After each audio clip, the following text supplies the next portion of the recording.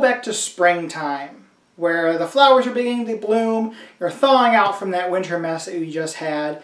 You just want to get out there and you want to dance. Well, maybe. But at least in feudal Japan, that's what they would do. They'd have a big springtime celebration. Everybody would go out and dance in the gardens. Well, this is also the time of year when some little mischievous creatures would come out and have a little tournament of their own. This is Oni.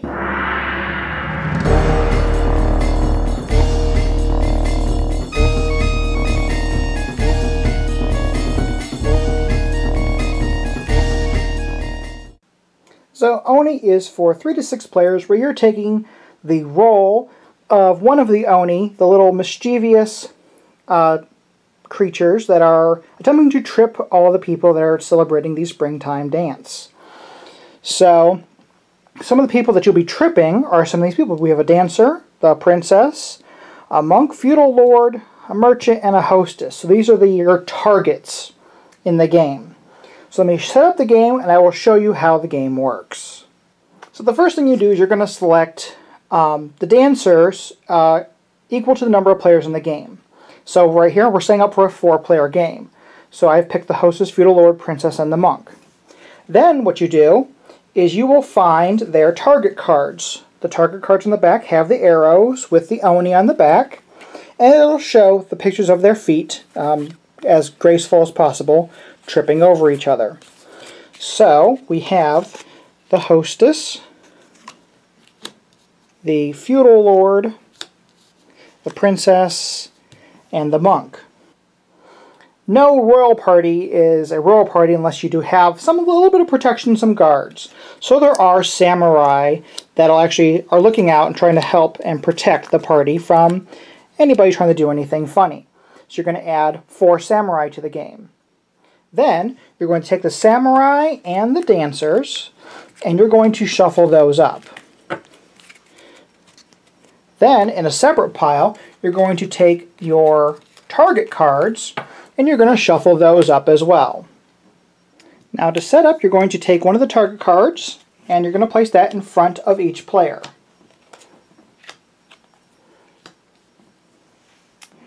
Once you have that set up, then you're going to take the cards and you're going to lay those out in a circle with 3 cards in front of every player. This is where a little bit of geometry comes in, but it's not that hard. What I like to do is to start with each player, and then I fill in the rest.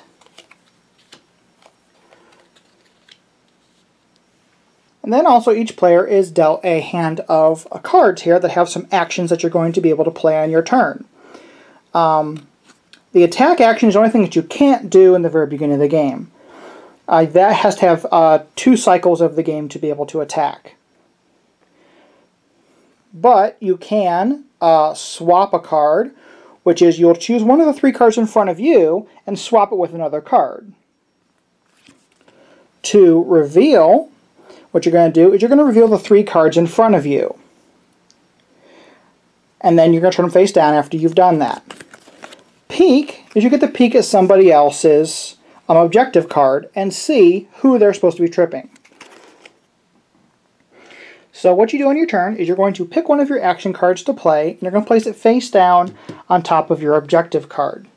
So what I want to do is I'm going to go ahead and I'm going to use the reveal card. So you place that face down on top of your card. Once everybody's ready, 1, 2, 3, everybody flips over their card. Then starting with whoever is the first player, you go ahead and do your action. So let's just say I was the first player, so I'm going to go ahead and reveal. So I'm going to flip over all of my cards here, and let's see here. I have the monk, the princess, and the samurai. Well, none of those are my target, but that's not a big deal. We want something that's further along the line here. So everybody does the rest of their actions, and before we do the rotation step, we're going to flip these back over. So we know we got the princess and the monk here. Then everybody does their action, and then everybody dances, and we rotate the thing. Use everybody to do this. Is kind of hard with one player, so we rotate this entire thing. So let's see if I can do this in one swoop. That was not too bad.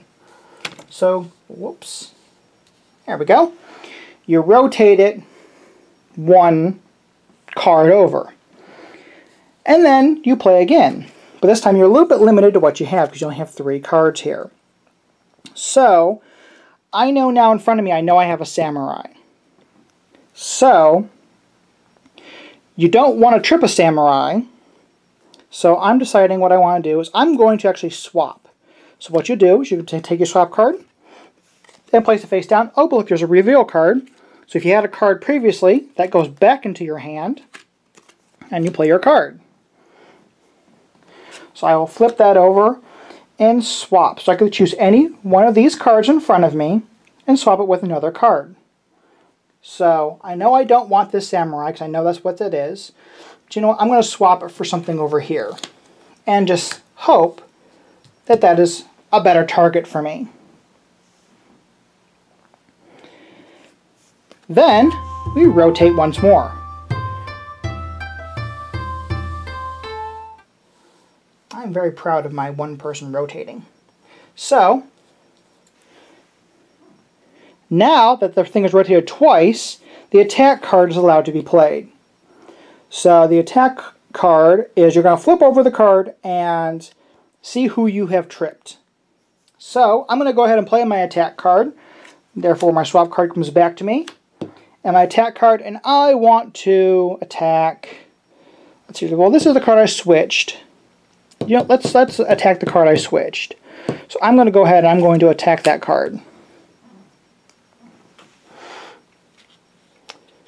So let's see who we have tripped. And oh no, we have tripped a samurai, which is not good at all. So that means you get absolutely nothing when you trip a samurai. So I just revealed them just to show where stuff was, but let's just say the player over here did end up tripping the geisha. Well, the geisha was my target, so because they tripped my target, I get 2 coins or 2 gold pieces or whatever tokens are going to be in the final game, but I'll get 2 of those. If I had tripped the geisha myself, I would actually earn 3 tokens for the game. So once somebody is able to actually trip one of the actual targets, whether it's yours or somebody else's, then that's when the game resets. You're going to take all of these cards here, you go flip them back over, and you are going to shuffle them up. And you're going to shuffle up the target cards. So you shuffle those up, you re-deal them.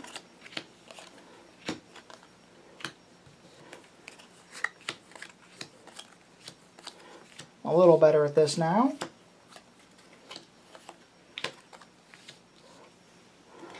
But then, everybody gets to draw one of these new cards here that have slightly different abilities here. So let me show you a few of these and how these will work, and they'll supplement your hand of your 4 cards. So here we have Alert here, which you discard after use. You get to reveal 3 cards in front of another player. So if you say, hey, I know Jimmy over there hasn't looked at his card yet, and I really want to know what Jimmy has, you go ahead and you flip those cards over. Rush. Rush is a great card. If you see a card that's not quite going to come to you on your turn, you can rush, which you will rotate the people an extra step. So instead of just 1 click, they're going to go 2 clicks.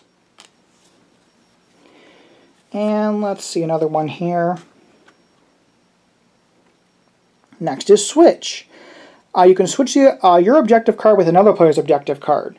So if you have previously looked at somebody else's objective card and know that that person is coming closer to you, you can go ahead and switch it up and, you know, possibly get more points that way. So the game goes 4 rounds total. Whoever has the most points at the end is declared the winner of the game. This is a really cool game. I really enjoy it. I had a lot of fun playing it. It's very hard with more players because you got more dancers, more stuff going on, more stuff rotating. You really have to pay attention. It's especially bad when you forget what your target was and you think it's something else because, you know, you might think, oh, I have the princess, but I had the princess last turn, now I have the geisha, the dancer, and you get them mixed up and it's just like, oh, I tripped the wrong person and gave somebody else points. That's what part of the fun of the game is just to remember who your target is and remember where those cards are as they dance around the board. So Tree Sharp Games is bringing this game to the United States. It was originally published overseas, but they're bringing it here because they really see the potential in it, and I do too. I think this is a fun game. Really has that memory element, but has that changing, ever-changing feel to it with the dancers and everything like that. So I did enjoy this game. I definitely suggest you find them on Kickstarter and back this project. Link will be down below. And as always, thanks for watching. Please do not forget to like, share, subscribe, and support Cloak and Meeple. Thanks.